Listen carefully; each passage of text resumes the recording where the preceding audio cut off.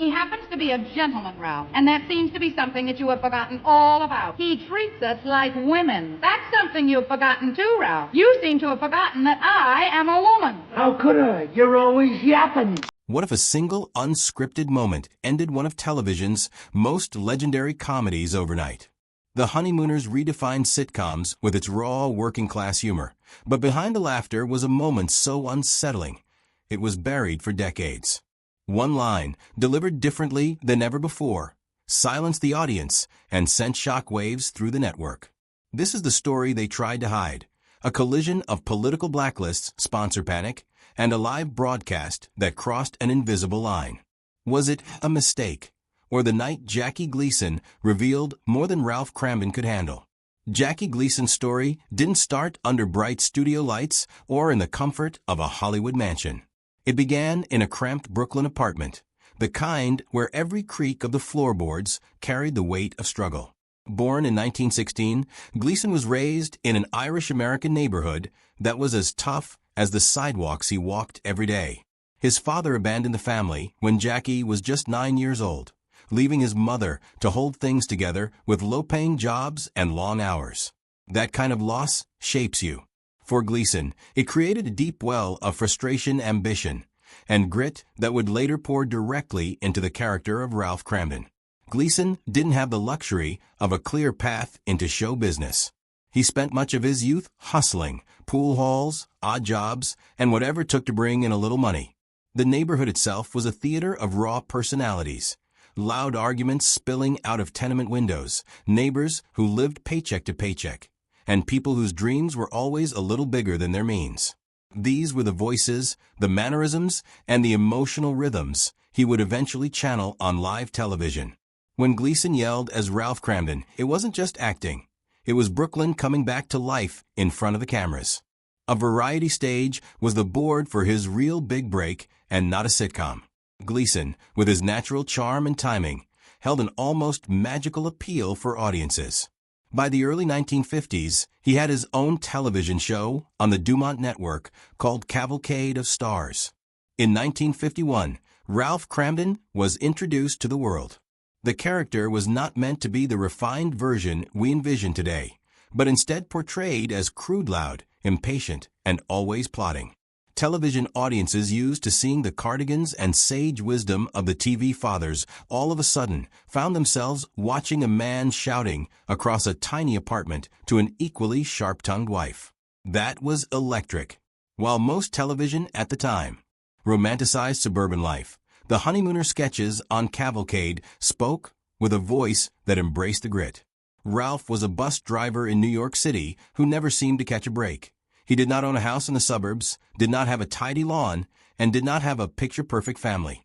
Instead, he counted endless schemes about getting rich quickly that ended up collapsing into comic disaster. And audiences loved it. They identified with Ralph in small victories and big failures. The other element that adds to the verisimilitude is Ralph and Alice Kramden's relationship. Alice was not the docile, smiling wife seen in all other shows. She gave as good as she got. She debated Ralph, pushed back against his bluster, and chastised him when his dreams got a tad too lofty. This wasn't some sitcom fantasy. It was an argument and makeup routine that very likely resembled kitchen argumentations across America. It wasn't easy casting Alice, though. Audrey Meadows almost lost the part completely. But CBS executives thought she was too glamorous and didn't imagine her being able to act like a working-class or middle-class housewife. Meadows, however, made it her ambition to prove them wrong, put on fresh, no-makeup, unstarry clothes, hair pulled back. She would appear precisely like Alice to make the present case, and Gleason instantly would see her as perfect for the role. Alice was not always played by Meadows, as many would probably know. Pert Kelton, originally, was the first woman to put herself in being, yet she tends to adopt a sharper, more combative style. Then, she was replaced out of the blue with some official claims about health issues. The actual reason was murkier and loads more political. During the high tide of the Red Scare, allegations about her husband's communist ties made her a risk the network would not take. So she went without fanfare, without public announcement. Gleason's rise wasn't just about laughs. Political forces would soon alter the Honeymooners in ways no script could predict. When the Honeymooners began to catch on, it was thanks in no small part to the chemistry between Ralph and Alice Cramden. In the early sketches on Cavalcade of Stars, that chemistry was defined by Pert Kelton, the original Alice. Kelton wasn't just a straight man to Gleason's over-the-top Ralph. She had a sharp tongue, a quick wit, and a way of looking Ralph up and down that could cut him to size without a single word. She brought a rawness to the role that matched the rough edges of the early episodes. To the public, Kelton's sudden disappearance was a shock.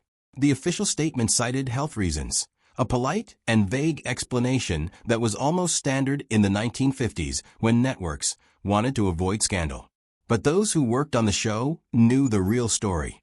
The Red Scare, the nationwide hunt for alleged communist sympathizers, was at its peak.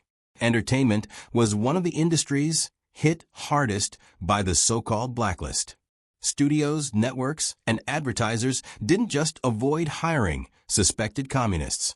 They distanced themselves from anyone even loosely connected to the accused. He was being investigated for possible ties to communist elements. In that atmosphere of fear and suspicion that hovered over both Hollywood and New York television, it had become untouchable. She was never formally charged. There was no evidence or proof of wrongdoing. But in an age when any whiff of association could sink a career in hours, CBS quietly pushed her out, calculating it way more convenient to do so without fanfare. She was tough to replace. Alice was never ever a minor character. She was the one person who could stand up to Ralph Cramden. Too soft, and the whole thing loses its zing. Too hard, and it sits all wrong with an audience looking for laughs, not domestic strife. The actress had to kind of create the character of the long-suffering spouse without making her too much of a pushover. Audrey Meadows was not the obvious choice, however. CBS executives dismissed her as too glamorous for the part during her audition. Meadows was well aware of what they meant, though she would prove them wrong. She would show up for the audition in a brand new set of headshots that were the opposite of Hollywood sparkle. Plain dress, hair unstyled, no makeup. In those photographs, Meadows didn't look like a movie star. She looked like a working-class wife in Brooklyn who spent her days stretching every dollar. Jackie Gleason saw the photos and knew instantly she was the right fit.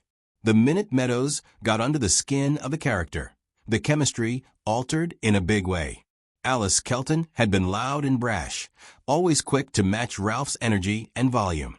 Alice Meadows, however, was more grounded.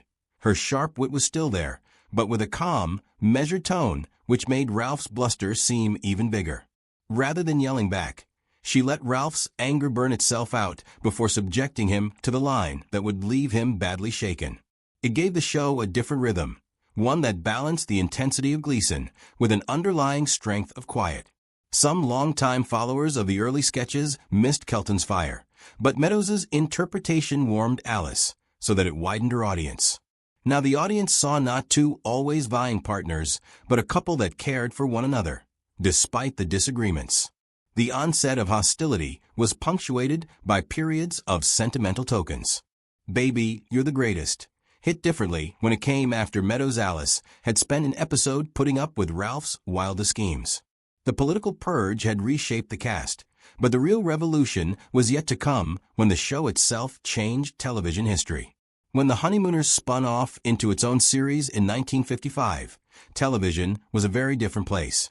The airwaves were filled with pristine living rooms, neatly dressed parents, and smiling children who learned a moral lesson by the end of each episode. Shows like Father Knows Best and Leave It to Beaver presented an idealized America. Clean lawns, tidy homes, and fathers who always had the perfect advice. That was what television was supposed to be. Reassuring, orderly, and above all,